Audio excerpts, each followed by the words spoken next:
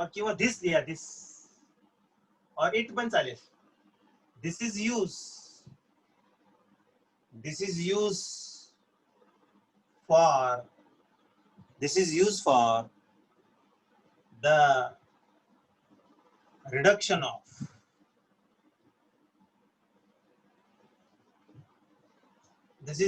the reduction of same sentence carbonyl to methylene group. That's all. This is the accurate, very, very logical and the exact line about Wolff-Kishner reduction. This is used for the reduction of carbonyl to CH2 in aldehyde and ketones. In aldehyde and ketones.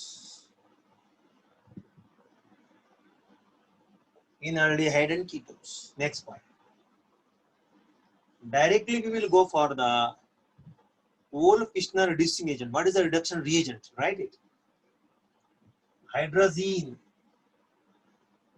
And we must know the formula of hydrazine. And I know in the last lecture we have discussed this. What is the hydrazine? What is hydrazine? Hydrazine is NH2 and NH2. Yes, right. Hydrazine in NOH, or actually this they have used KOH, so we will use KOH. That's all. Hydrazine in KOH. Hydrazine in KOH is the what? Reagent for this, right? It is best reducing agent. It is best reducing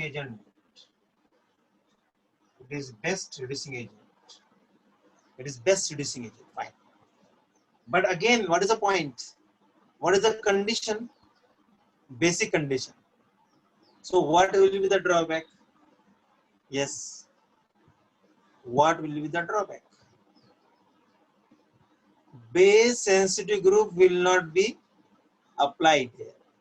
If the compound having the base sensitive group, we cannot use here. Okay, but they are very rare in the example because aldehyde and ketones are the very best base sensitive, and that is we are using there.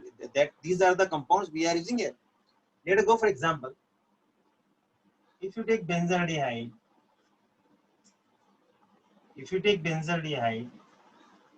and heat it with hydrazine,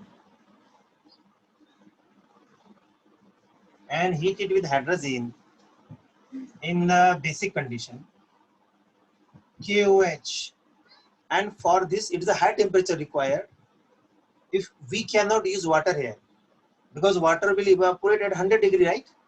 So we will use here very, very important, that is, I will write here, ethylene glycol.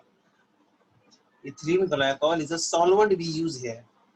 So what will happen? This CHO will become CH3, and that is what we are expecting in this Wolff-Kishner reduction reaction. Go for next example.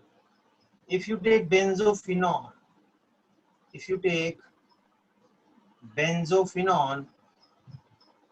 what will form?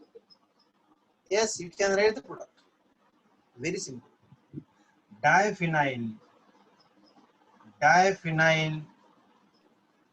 methane. Diphenyl methane is the product.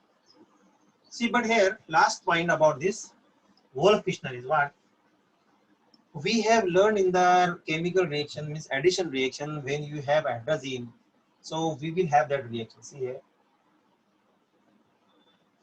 This is the ketone. So first step is this hydrogen first will react. This first hydrogen will react, okay, in the presence of KOH and ethylene glycol right? Now, first of all, this will react. This will form, can you expect what is this? This is the hydrazone. This is the hydrazone. This is what hydrazone. This is the hydrazone. And when you react this hydrazone with the KOH and ethylene glycol, what will happen? This N2 will loss. That will be converted into simple what? The propane and N2 gas will evolve. This is a very simple idea. Actually, there is a one more mechanism for the Wolff-Kishner, but that is not required for us right now, right? So last example, acetophenone, or yes, let us have acetophenone. If you have acetophenone and we are doing Wolff-Kishner,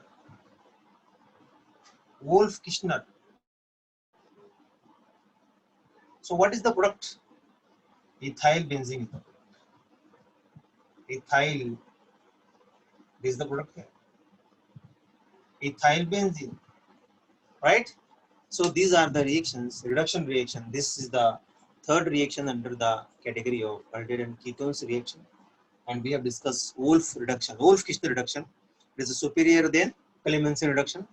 The one of the reason is avoid the use of metal. While in the Clemmensen, we have seen that zinc, which is a very heavy metal, mercury also, which are very hazardous for the environment. And while in the Wolff-Kishner, there is no such type of side product which is hazardous for the environment, is not going to form. So hope you understand this fine.